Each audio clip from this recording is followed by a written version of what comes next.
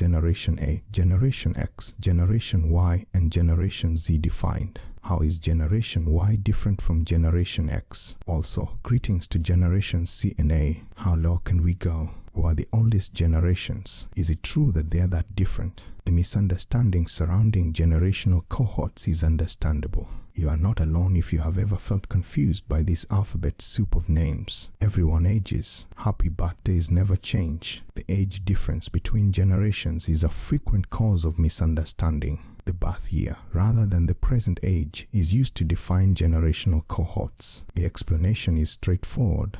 People tend to age in clusters. Thinking of millennials as young adults in college is not just inaccurate. It also ignores the fact that this is a generation entirely. Gen Z has long since surpassed millennials in the collegiate years. The distribution according to age is as follows. Those who were born between 1946 and 1964 are known as baby boomers. Generation X. This generation was born between 1965 and 1980. Generation Y, millennials, born between 1981 and 1995, are members of Generation Y. Generation Y is further broken down to two. Gen Y1, those aged 25 to 29. Generation Y2, those aged 29-39. The most recent generation, Gen Z, is defined as those who were born between 1997 and 2012. They range in age from 19 to 24. Children born in 2012 are the first members of Generation Alpha, which will last at least until 2025 and possibly longer. For both the Gen Y1 and Gen Y2 generations of Gen Y, the term millennial has recently gained popularity. People who were born between 1994 and 2000 are frequently referred to as zillennials. They are a generation that overlaps somewhat with millennials but is distinct from Gen Z. Generation Z used to be shorthand for the youngest individuals alive, but that distinction has since been reclaimed by Generation A. Nevertheless, much as Generation Y transformed into the millennials, it is highly probable that Generation Z and Generation A will also change their names when they enter adulthood and establish their identities. The term Gen A facilitates conversation.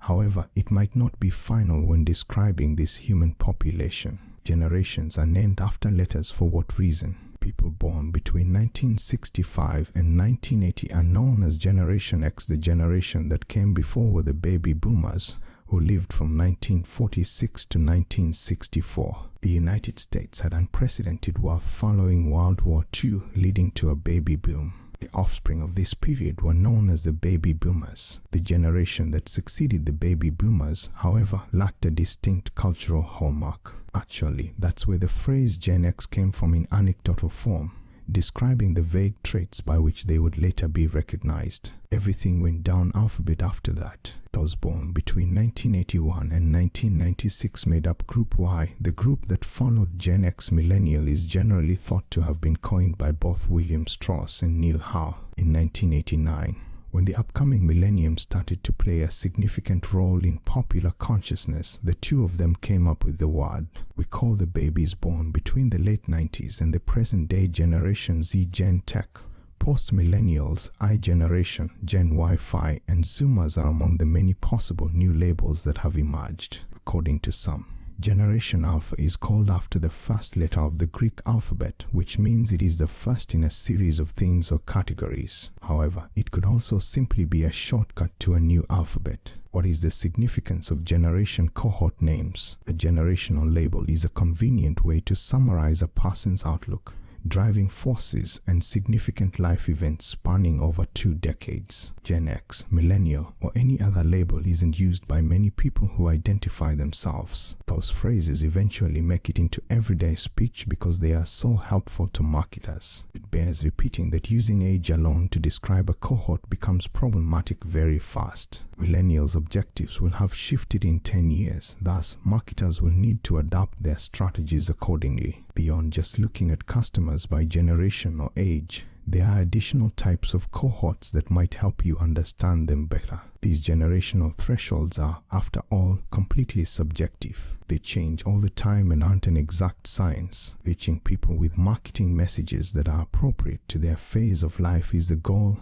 regardless of the vocabulary or category you choose. Soup of the day for the kind of customer you want to attract should be your top priority, regardless of how many letters end up in the alphabet soup. What distinguishes one generation from another? Prior to delving into each generation, keep in mind that the precise birth years are up for debate. This is because there are no similarly conclusive markers that characterize the generations who followed the baby boomers. However, you should be able to use this as a ballpark figure to roughly determine which generation you fall into. Another thing to keep in mind is that the younger generation is usually the one to embrace new technologies, followed by the elder generations. Take Gen Z as an example. While 96% own a smartphone, they are the most active users. Generation B, the baby boomers. Traditional media such as television, radio, magazines, and newspapers have their largest audience among baby boomers. The majority of baby boomers, 90%, have a Facebook account, even though they are very traditional. In an effort to maintain relationships with loved ones and make new acquaintances, this generation has started to rely more on electronic means of communication. Examples say banking routines. Most boomers still prefer to do their banking in person. People in this age group still like paying with cash. The X generation, Gen X. Generation X was born between 1965 and 1980. Media consumption. Members of Generation X continue to engage with print media, listen to radio, and watch television about 165 hours per month. On the other hand, they are tech-savvy and spend more time on Facebook than any other age, 7 hours each week. Banking practices. Being tech-savvy, Gen Zers will conduct some research and handle their finances online, but they still prefer to complete in-person transactions. They are very committed to the brand and think banking is all about building relationships. Significant moments. The Cold War's demise and the advent of personal computers. The next financial milestone for Generation X will be taking care of their parents as they age, paying off student loans, and starting a family. They were strained to the breaking point by these demands. They want to establish a solid foundation for future savings while paying off their debt. Gen Y or Millennials, born between 1980 and 1994. Different terms used to define this generation. Echo Boomers, Generation Y, Generation Me, Generation We. The majority of people still watch television, but Netflix has surpassed traditional cable as the most popular service. Many people are opting to cut the cord and use streaming services instead. This generation has grown up with smartphones and tablets, but 32% of them still prefer to shop on a desktop or laptop. It is common for them to have more than one social media account. Financial routines. Compared to earlier generations, millennials are less committed to specific brands. Products and features take precedence while shopping for them, and they will not tolerate slow or subpar service. This is why tech companies like Apple and Google have such a solid reputation among millennials for producing high-quality products. When it comes to managing their debt, they prefer digital tools and view their banks more as transactional than relationship. Notable occurrences: 9/11, the Great Recession, and the proliferation of the internet and social media. Generation Z, also called Gen Tech.